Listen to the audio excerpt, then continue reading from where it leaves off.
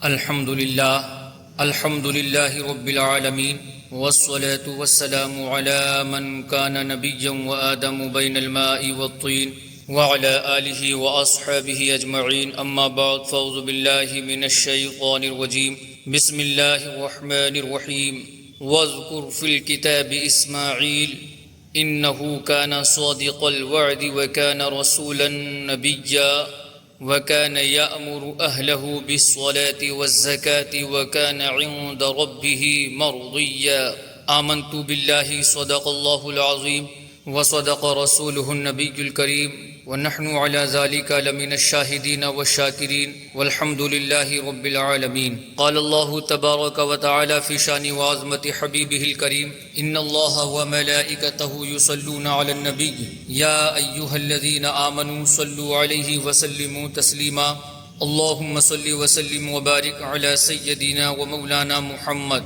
صلى الله تعالى عليه وسلم قرة عيني بك يا رسول الله طب القلوب ودوائها وعافية الأبدان وشفائها ونور الأبصار وضيائها وآله وصحبه دائما أبدا معزز محترم سامعین کرام، مختصراً خطبہ مسنونہ کے بعد السلام علیکم ورحمۃ اللہ تعالی وبرکاتہ۔ تلاوت کردہ آیت کریمہ کے متعلق کچھ گفتگو کی جائے اس سے قبل اللہ کی بارگاہ میں دعا کر لی کہ مالک مولا مجھ حقیر و فقیر کو حق کہنے کی توفیق عطا فرمائے، ہم سبھوں کو حق قبول کرنے کی اور اس پر عمل کرنے کی توفیق عطا فرمائے۔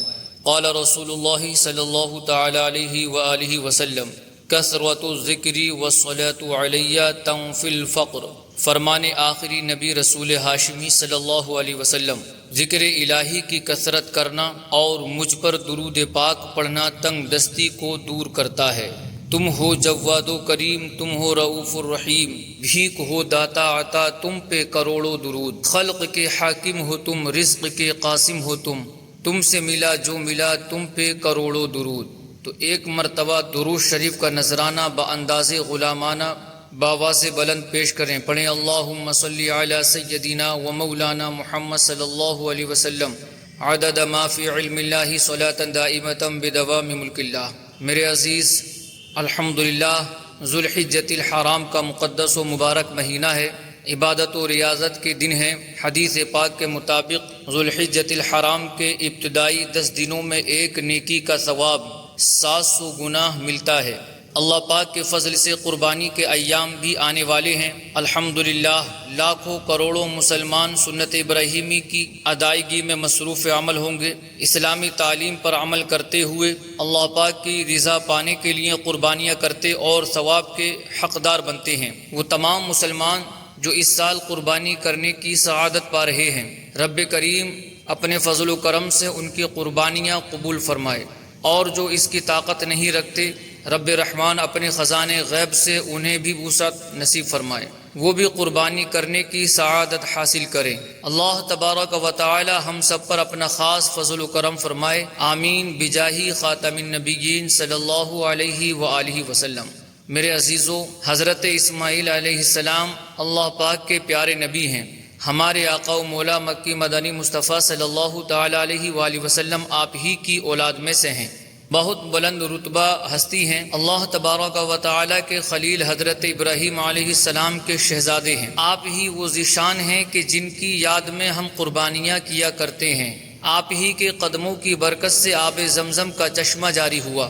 آپ نے اپنے والد حضرت ابراہیم علیہ السلام کے ساتھ مل کر خانہ کعبہ کی تعمیر فرمائی۔ اللہ تبارک و تعالی نے آپ کو قبیلہ جرہم اور قوم عمالقہ کی طرف نبی بنا کر بھیجا۔ آپ ہی نے سب سے پہلے فصیح عربی زبان میں کلام فرمایا۔ اللہ تبارک و تعالی نے آپ کو 12 بیٹے عطا فرمائے، پھر انہی 12 بیٹوں سے آگے نسل چلی اور عرب کا یہ سارا خطہ آباد ہوا۔ رب رحمان الرحیم نے قرآن مجید میں کئی مقامات پر آپ کا ذکر خیر فرمایا ہے۔ پارہ 16 سورہ مریم کی 2 آیات یعنی آیت 54 اور 55 ہم نے سننے کی سعادت حاصل کی۔ ان آیات کریمہ میں آپ کے چند اوصاف اور فضائل بیان ہوئے ہیں۔ اللہ تبارک و تعالی فرماتا ہے وَاذْكُرْ فِي الْكِتَابِ اسماعیل، اور کتاب میں اسماعیل کو یاد کرو۔ سبحان اللہ، یہ ہے قرآن کریم کی تعلیم۔ بعض دفعہ لوگ کہتے ہیں تم لوگ نبیوں ولیوں کے ہی قصے سناتے رہتے ہو۔ ایسوں کے لیے عرض ہے، نبیوں ولیوں کا ذکر کرنا، ان کی سیرت، ان کے اخلاق و کردار کو پڑھنا، بیان کرنا قرآن ہی کی تعلیم ہے۔ آپ سورہ مریم ہی کو پڑھ کر دیکھ لیجئے، کہیں اللہ تبارک و تعالی نے فرمایا کتاب میں ادریس علیہ السلام کو یاد کرو، کہیں فرمایا کتاب میں ابراہیم علیہ السلام کو یاد کرو، کہیں اللہ پاک نے فرمایا کتاب میں مریم کو یاد کرو۔ مریم کون ہیں؟ حضرت عیسیٰ علیہ السلام کی والدہ محترمہ ہیں، ولیہ کاملہ ہیں۔ معلوم ہوا نبیوں ولیوں کا ذکر کرنا بھی عبادت ہے۔ مفتی احمد یار خان نعیمی رحمۃ اللہ تعالی علیہ، اللہ تبارک و تعالی مفتی صاحب کی قبر کو رحمت و رضوان کے پھولوں سے بھر دے، اور مفتی صاحب کے صدقے میں مجھ گناہ گار کی اللہ تبارک و تعالی مغفرت فرما دے۔ مفتی صاحب نے لکھا ہے کہ قرآن سارے کا سارا اللہ تبارک و تعالی کا ذکر ہے، اور قرآن پڑھ کر دیکھو، اس میں انبیاء اکرام علیہ السلام کے بھی تذکرے آتے ہیں، اولیاء کے بھی تذکرے آتے ہیں، صحابہ اکرام علیہم الرضوان کا ذکر خیر بھی ہے، اہل بیت پاک کی شانیں بھی اس میں بیان ہوئی ہیں۔ اس سے معلوم ہوتا ہے کہ انبیاء کا ذکر کرنا بھی ذکر اللہ ہے۔ اللہ تبارک و تعالی کے پیارے دوستوں یعنی اولیاء اللہ کا ذکر بھی ذکر اللہ ہے، اور صحابہ و اہل بیت علیہم الرضوان کا ذکر بھی ذکر اللہ میں شامل ہے۔ اللہ پاک ہمیں اس ذکر کی کثرت کرتے رہنے کی توفیق نصیب فرمائے۔ خدا کا ذکر کرے ذکر مصطفیٰ نہ کرے، خدا کا ذکر کرے ذکر مصطفیٰ نہ کرے، ہمارے منہ میں ہو ایسی زباں خدا نہ کرے۔ خیر، اللہ تبارک و تعالی نے فرمایا کتاب میں اسماعیل کو یاد کرو۔ اس سے آگے ارشاد ہوا انہ کانا صادق الوعد، بے شک وہ وعدے کا سچا تھا۔ یہ حضرت اسماعیل علیہ السلام کا پیارا وصف ہے کہ آپ وعدے کے سچے تھے۔ یقیناً سارے ہی انبیاء اکرام علیہم السلام وعدوں کے سچے ہیں، مگر حضرت اسماعیل علیہ السلام وعدہ نبھانے میں ایک ممتاز مقام رکھتے ہیں۔ اس لیے آپ کے اس خاص وصف کا ذکر کر کے رب رحمان نے فرمایا انہ کانا صادق الوعد، بے شک وہ وعدے کا سچا تھا۔ مزید ارشاد ہوا وَكَانَ رَسُولًا نَبِيًّا، اور غیب کی خبریں دینے والا رسول تھا۔ یہ آپ علیہ السلام کی شان و عظمت کا بیان ہے۔ رب کریم نے آپ کو قبیلہ جرہم اور قوم عمالقہ کی طرف نبی بنا کر بھیجا۔ آپ انہیں راہ حق کی طرف بلاتے، نیکی کی دعوت دیا کرتے تھے۔ کئی لوگوں نے آپ کی دعوت کو قبول کیا اور کلمہ پڑھ کر جنت کے حقدار بن گئے۔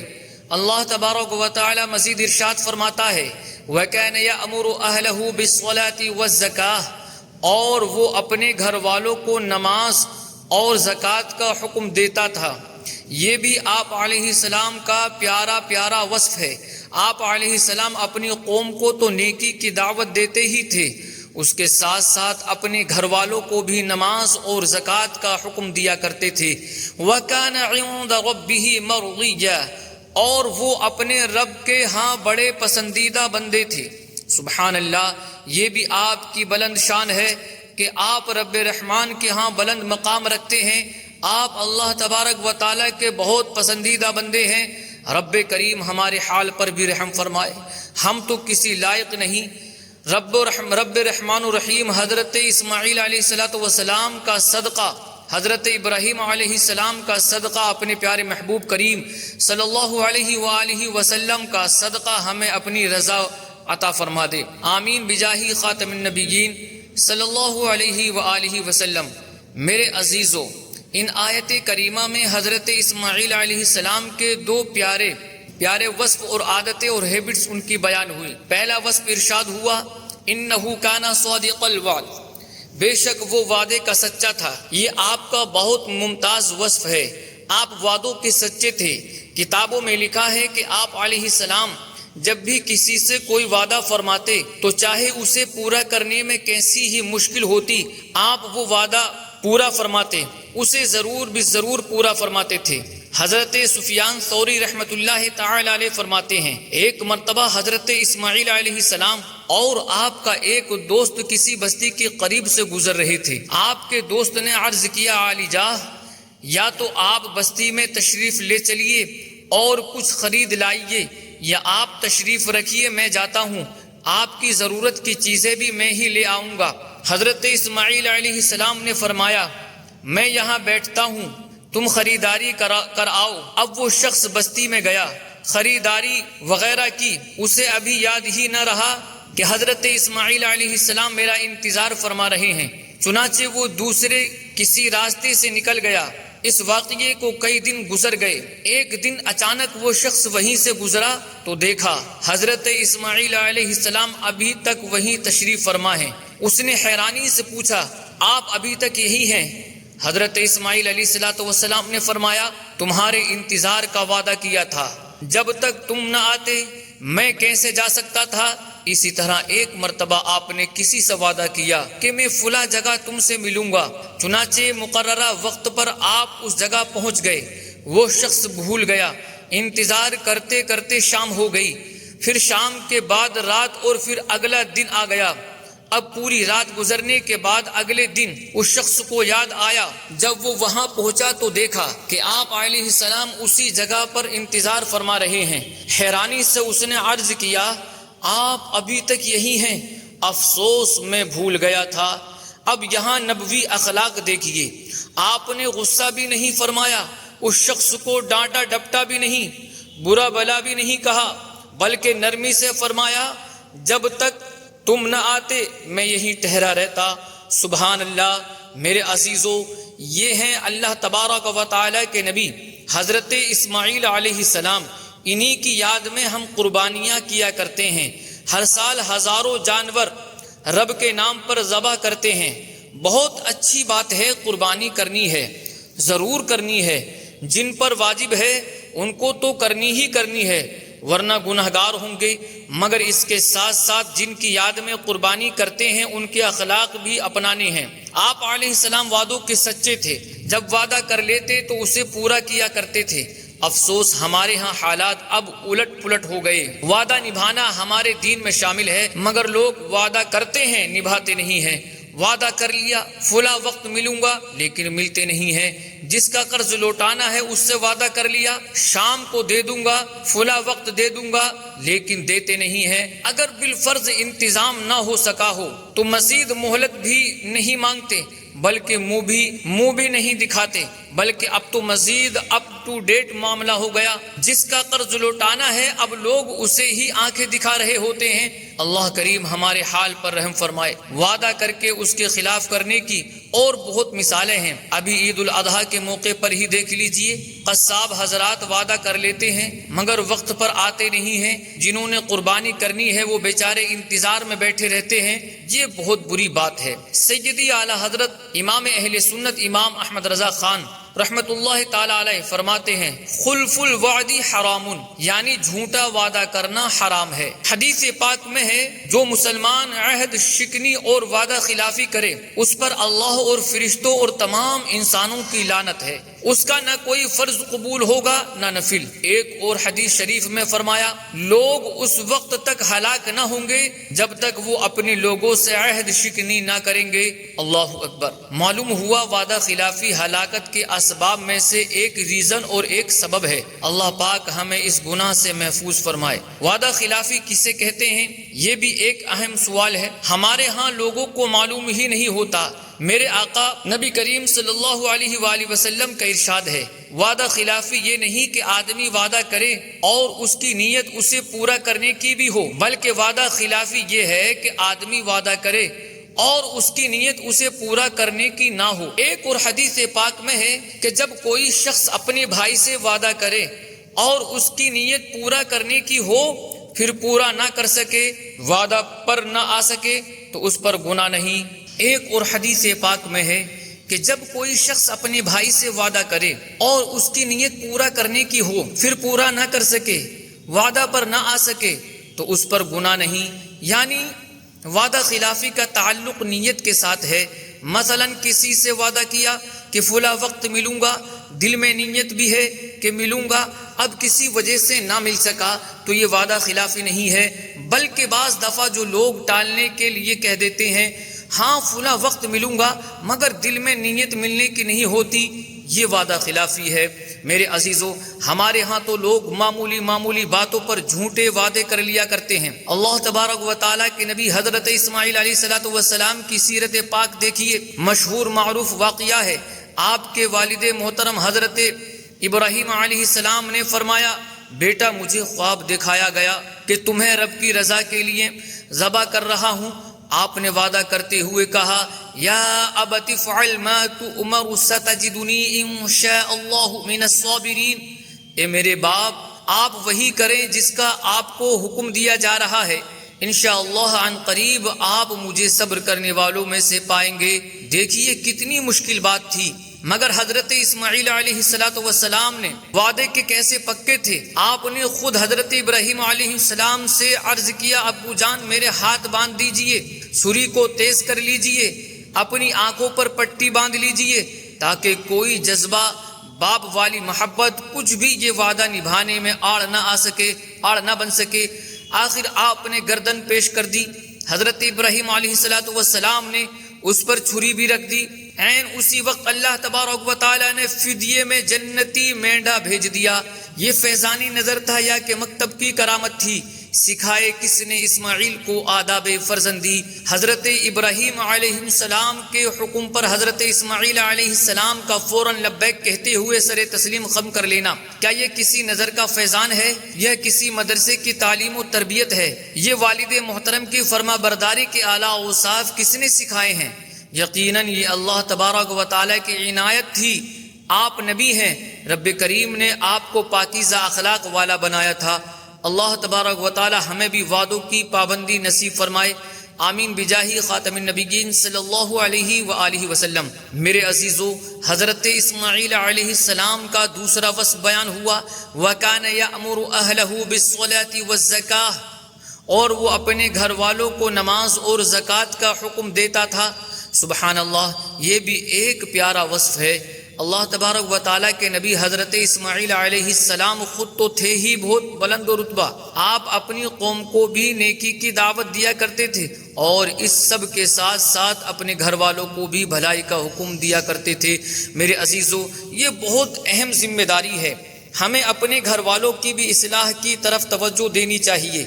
افسوس، آج کل معاشرہ و سوسائٹی تنزلی کی طرف بڑھتا جا رہا ہے۔ معاشرے میں نوجوان بے راہ روی کا شکار ہو رہے ہیں، آوارگی بڑھ رہی ہے، بے حیائی میں دن بدن اضافہ ہو رہا ہے۔ آج کل کے نوجوان گلیوں اور سڑکوں پر ادھم مچاتے پھرتے ہیں، بڑوں کا احترام کم ہو رہا ہے، مسجدوں کی رغبت میں مسلسل کمی دیکھنے کو مل رہی ہے، علم دین سے دوری آ رہی ہے۔ مسلمان اپنے مقصد زندگی کو بھول کر بس کھاؤ پیو اور جان بناؤ پر عمل پیرا ہو رہے ہیں۔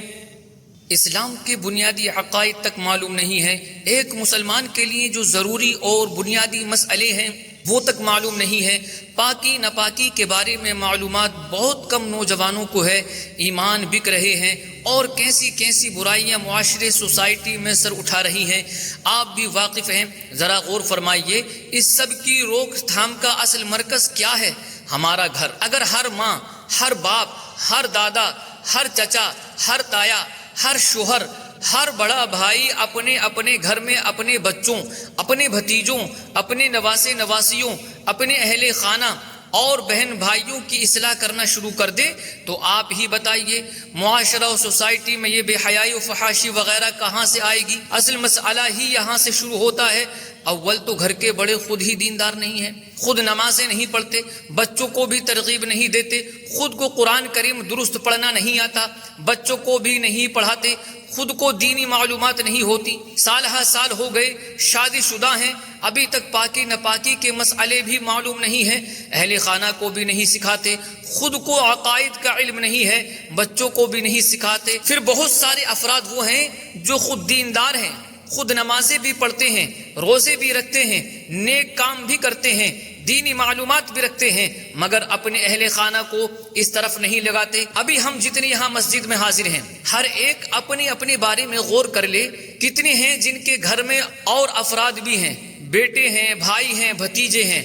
ہم تو مسجد میں آ گئے، ہمارے بھائی، بھتیجے، بیٹے نے نماز پڑھی یا نہیں، اس پر توجہ نہیں کرتے۔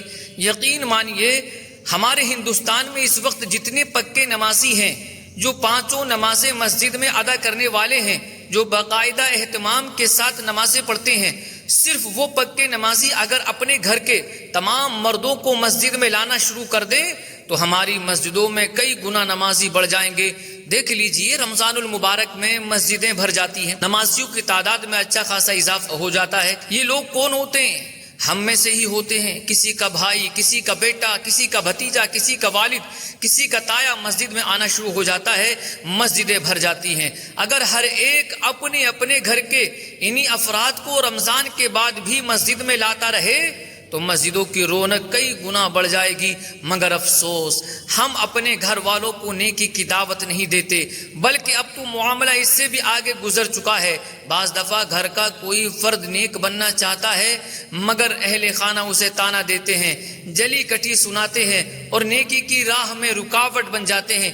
کتنے ایسے ہیں جو کسی عالم دین کا بیان سن کر کسی کی نیکی کی دعوت کے نتیجے میں نیکی کا ذہن بنا لیتے ہیں، داڑھی مبارک سجانے، امامہ پہننے، فیشن سے پیچھا چھڑا کر سنتوں بھری زندگی گزارنے کا ذہن بنا لیتے ہیں، مگر ان کے گھر والے انہیں نیک راستے سے ہٹانے میں لگ جاتے ہیں۔ الامان والحفیظ۔ اللہ تبارک و تعالی ہمارے حال پر رحم فرمائے۔ میرے عزیزو، خود کو اور اپنے گھر والوں کو نیک راستے کا مسافر بنا کر انہیں نیکی کی دعوت دے کر جہنم سے بچانے کا سامان کرنا ہم سب کی ذمہ داری ہے۔ اللہ تبارک و تعالی قرآن میں فرماتا ہے، یا ایھا الذین آمنوا قوا انفسکم واہلیکم نارا، اے ایمان والو اپنی جانوں اور اپنے گھر والوں کو اس آگ سے بچاؤ۔ اس آیت سے معلوم ہوا کہ جہاں مسلمان پر اپنی اصلاح کرنا ضروری ہے، وہیں اہل خانہ کی اسلامی تعلیم و تربیت کرنا بھی اس پر لازم ہے۔ لہٰذا ہر مسلمان کو چاہیے کہ وہ اپنی بیوی، بچوں اور گھر میں جو افراد اس کے ماتحت ہیں ان سب کو اسلامی احکامات کی تعلیم دے یا دلوائے، یوں ہی اسلامی تعلیمات کے سائے میں ان کی تربیت کرے تاکہ یہ بھی جہنم کی آگ سے محفوظ رہیں۔ حضرت عبداللہ بن عمر رضی اللہ تعالی عنہما سے روایت ہے، تاجدار رسالت صلی اللہ علیہ وآلہ وسلم نے ارشاد فرمایا، تم میں سے ہر شخص نگہبان ہے اور ہر ایک سے اس کے ماتحتوں کے بارے میں سوال کیا جائے گا، چنانچہ حاکم نگہبان ہے، اس سے اس کی رعایا کے بارے میں پوچھا جائے گا، آدمی اپنے اہل خانہ پر نگہبان ہے، اس سے اس کے اہل خانہ کے بارے میں سوال کیا جائے گا۔ اللہ اکبر۔ غور فرمائیے، پیارے آقا مکہ مدنی مصطفیٰ صلی اللہ علیہ وسلم کا واضح فرمان ہے کہ ہر ایک سے اس کے گھر والوں کے متعلق پوچھا جائے گا۔ سمجھدار کے لیے اس میں کافی سبق ہے۔ ہمیں چاہیے کہ ہم جن کی یاد میں قربانیاں کرتے ہیں وہی حضرت اسماعیل علیہ السلام ان کے اخلاق بھی اپنائیں، اپنے گھر والوں، بال بچوں کو نیکی کی دعوت دیا کریں، برائی سے بچنے اور نیک کام کرنے کی ترغیب دلایا کریں۔ کم سے کم ہر گھر میں 10 سے 7 منٹ کا درس، دینی باتیں۔ جو ذمہ دار ہے وہ چاہیے کہ اپنے گھر والوں کو لے کر کے بیٹھے اور 10-15 منٹ یا 10 منٹ کا کم سے کم اپنے گھر والوں کو درس دے۔ خلاصہ کلام یہ ہے کہ اللہ تبارک و تعالیٰ کے نبی حضرت اسماعیل علیہ السلام جن کی یاد میں ہم قربانیاں کرتے ہیں، آپ اللہ تبارک و تعالیٰ کے نبی ہیں، بہت بلند رتبہ ہیں۔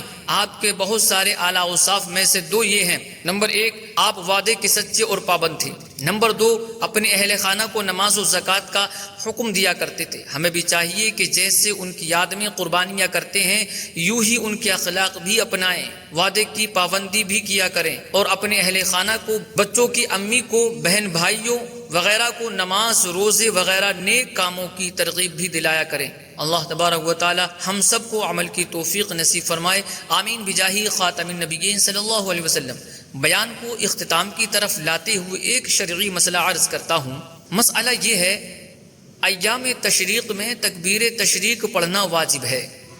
9 ذی الحجہ سے 13 ذی الحجہ تک 5 دن ایام تشریق ہیں۔ ان 5 دنوں میں یعنی 9 ذی الحجہ کی فجر سے لے کر 13 ذی الحجہ کی عصر تک ہر فرض نماز جو جماعت کے ساتھ ادا کی جائے، اس کے بعد ایک بار اونچی آواز سے تکبیر تشریق پڑھنا واجب ہے اور 3 مرتبہ کہنا افضل ہے۔ تکبیر تشریق یہ ہے، اللہ اکبر اللہ اکبر، لا الہ الا اللہ واللہ اکبر وللہ الحمد۔